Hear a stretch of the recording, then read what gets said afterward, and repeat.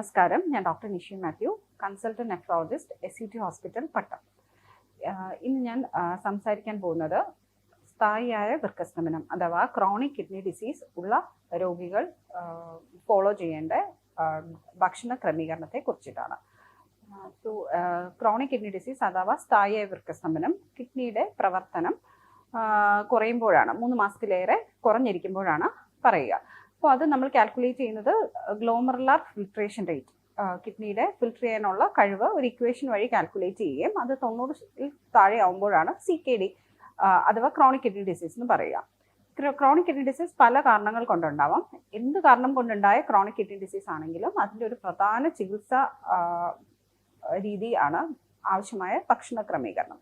So അത് എന്തൊക്കെയാണെന്ന് നോക്കാം. ഏറ്റവും ആദ്യം വെള്ളത്തിൽ നിന്ന് തന്നെ തുടങ്ങാം. ക്രോണിക് കിഡ്നി ഡിസീസ് അല്ലെങ്കിൽ കിഡ്നി രോഗമുള്ള ആൾക്കാർ വെള്ളത്തിൻ്റെ അളവ് കുറയ്ക്കണം എന്ന് പൊതുവായി പറഞ്ഞു കേൾക്കാറുണ്ട്. ഇത് ശരിയായ കാര്യമല്ല. നമ്മൾ ഈ ഡയറ്റും വെള്ളവും ഒന്നും നമുക്ക് യൂണിഫോം ആയിട്ട്, അതായത് എല്ലാവർക്കും ഒരു രീതിയിൽ പറയാൻ സാധിക്കില്ല. ഹാർട്ടിൻ്റെ പമ്പിങ് കുറവുള്ള ആൾക്കാർ, അല്ലെങ്കിൽ നീര് ഇടയ്ക്കിടയ്ക്ക് വരുന്ന ആൾക്കാർ, അങ്ങനെയുള്ള ആൾക്കാർക്ക് വെള്ളത്തിൻ്റെ അളവ് കുറയ്ക്കണം. അതായത് ഒരു 6 ഗ്ലാസ് 7 ഗ്ലാസ്സിൽ നമ്മൾ റെസ്ട്രിക്റ്റ് ചെയ്യാൻ പറയാറുണ്ട്. എന്നാൽ മൂത്രം നന്നായി വരികയും കാലിൽ നീരൊന്നുമില്ല, കിഡ്നി സ്റ്റോൺ ഉള്ള രോഗികൾ, ഇടയ്ക്കിടയ്ക്ക് യൂറിനറി ഇൻഫെക്ഷൻ വരുന്ന ആൾക്കാർക്ക്, അങ്ങനെയുള്ള ആൾക്കാർക്കൊന്നും നമ്മൾ വെള്ളത്തിൻ്റെ അളവ് കുറയ്ക്കാൻ ആവശ്യപ്പെടാറില്ല. അവർക്ക് 2-2.5 ലിറ്റർ വരയ്ക്കും വെള്ളം കുടിക്കാം. രണ്ടാമത്തത് ഏറ്റവും പ്രധാനപ്പെട്ടതാണ് ഉപ്പ്. സോൾട്ട് നമ്മുടെ ഭക്ഷണക്രമം അനുസരിച്ച് യൂഷ്വലി ഒരു 10 തൊട്ട് 12 ഗ്രാം വരെ സോൾട്ട് എങ്കിലും നമ്മൾ നോർമലി ഉപയോഗിക്കാറുണ്ട്. എന്നാൽ കിഡ്നി രോഗമുള്ള ആൾക്കാർ സോൾട്ടിൻ്റെ ഉപയോഗം പരമാവധി കുറയ്ക്കേണ്ടതുണ്ട്. അതായത് ഒരു 3 ഗ്രാം 4 ഗ്രാമിലേക്ക് റെസ്ട്രിക്റ്റ് ചെയ്യണം. ഒരു ടീസ്പൂൺ കണക്കിൽ പറയുകയാണെങ്കിൽ 1/2 ടീസ്പൂണിൽ താഴെ സോൾട്ട് മാത്രമേ 24 മണിക്കൂറുള്ള ഫുഡിൽ ഇൻക്ലൂഡ് ചെയ്യാൻ പാടുള്ളൂ. സോൾട്ട് കുറച്ച് കഴിഞ്ഞാലുള്ള പ്രയോജനം ക്രിയാറ്റിൻ കൂടുന്നത് തടയാൻ സാധിക്കും, നീര് വരുന്നത് കുറയ്ക്കാൻ സാധിക്കും, പ്രഷർ ബെറ്ററായിട്ട് കൺട്രോൾ ചെയ്യാൻ സാധിക്കും. ഇങ്ങനെ മൾട്ടിപ്പിൾ പല ഉപയോഗങ്ങളുണ്ട്. ഇനി മൂന്നാമതായി പ്രോട്ടീൻ. വേറൊരു മിഥ്യാധാരണയാണ് കിഡ്നി രോഗമുള്ള ആൾക്കാർ പ്രോട്ടീൻ പൂർണ്ണമായും ഒഴിവാക്കണം എന്നുള്ളത്. എന്നാൽ പ്രോട്ടീൻ പൂർണ്ണമായും ഒഴിവാക്കിക്കൊണ്ടുള്ള ഒരു ഭക്ഷണം സാധ്യമല്ല. അത് ആരോഗ്യത്തിനെ കൂടുതൽ മോശമായി ബാധിക്കും എന്ന് മാത്രമല്ല, റെക്കറൻ്റ് ആയിട്ടും അടിക്കടി അണുബാധ വരും, നമ്മുടെ മസിലിൻ്റെ മാസ് കുറയും, ഒത്തിരി ടയർഡാവും. സോ അതുകൊണ്ട് പ്രോട്ടീൻ, മോഡറേറ്റ് പ്രോട്ടീൻ, അതായത് പ്രോട്ടീൻ നമ്മൾ സാധാരണ കഴിക്കുന്നതിൻ്റെ ഒരു 75% എങ്കിലും പ്രോട്ടീൻ നമ്മൾ കഴിക്കേണ്ടതുണ്ട്. കിഡ്നി രോഗമുണ്ടെങ്കിൽ തന്നെ ഈ പ്രോട്ടീൻ്റെ കൺസെപ്ഷൻ കൂടുതലാവരുത്, എന്നാൽ പൂർണ്ണമായി ഒഴിവാക്കാനും പാടില്ല. അപ്പോൾ അതായത് നമ്മൾ സാധാരണ പറയുന്നത് മുട്ടയുടെ വെള്ള, 2-3 മുട്ടയുടെ വെള്ള കഴിക്കാം. ഫിഷ് ആഴ്ചയിൽ 1-2 ദിവസം ഉപയോഗിക്കാവുന്നതാണ്, എസ്പെഷ്യലി കറി വെച്ച മീന്. ചിക്കൻ 2 ആഴ്ച കൂടുമ്പോൾ. അങ്ങനെ പൾസസ്, ബീൻസ്, പീസ് അങ്ങനെയുള്ള സാധനങ്ങൾ ആഴ്ചയിൽ 1-2 പ്രാവശ്യമൊക്കെ ഉപയോഗിക്കാം.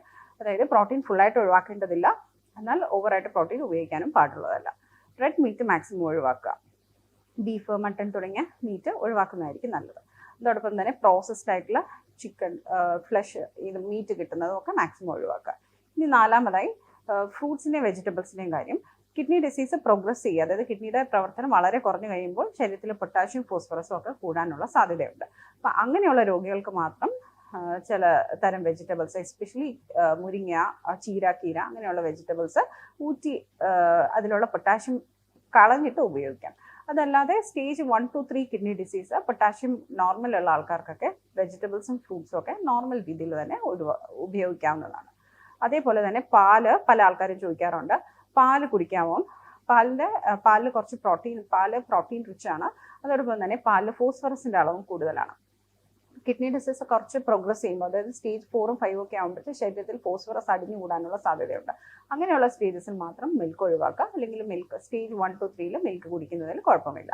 സോ ഏറ്റവും ഇമ്പോർട്ടൻ്റ് സോൾട്ട് കുറയ്ക്കുക എന്നുള്ളതാണ്. പ്രോട്ടീൻ്റെ അളവ് മോഡറേറ്റ് അളവിൽ മാത്രം ഉപയോഗിക്കുക. ഫ്രൂട്ട്സും വെജിറ്റബിൾസും ഒക്കെ കിഡ്നി ഡിസീസിൻ്റെ ആരംഭത്തിൽ സാധാരണ പോലെ ഉപയോഗിക്കാവുന്നതാണ്. അത് അഡ്വാൻസ്ഡ് ആകുമ്പോഴത്തേക്കും പൊട്ടാഷ്യവും അധികമുള്ള ഫ്രൂട്ട്സും വെജിറ്റബിൾസും ലൈക്ക് ലൈം, ഓറഞ്ച്, കരിക്ക് അങ്ങനത്തെ സാധനങ്ങളൊക്കെ ഒഴിവാക്കുക. ബാക്കി ഫ്രൂട്ട്സും വെജിറ്റബിൾസും പൊട്ടാഷ്യം ചെക്ക് ചെയ്തിട്ട് കുഴപ്പമില്ല എന്നുണ്ടെങ്കിൽ നമുക്ക് ഉപയോഗിക്കാവുന്നതാണ്. ശരിയായ ഒരു ഭക്ഷണക്രമത്തിലൂടെ കിഡ്നി ഡിസീസ് പിടിച്ചു നിർത്താനും അത് ഒരു വിധത്തിൽ കൺട്രോൾ ചെയ്യാനും നോർമൽ അവസ്ഥയിലേക്ക് വരേക്കും കൊണ്ടുവരാൻ നമുക്ക് സാധിക്കുന്നതാണ്.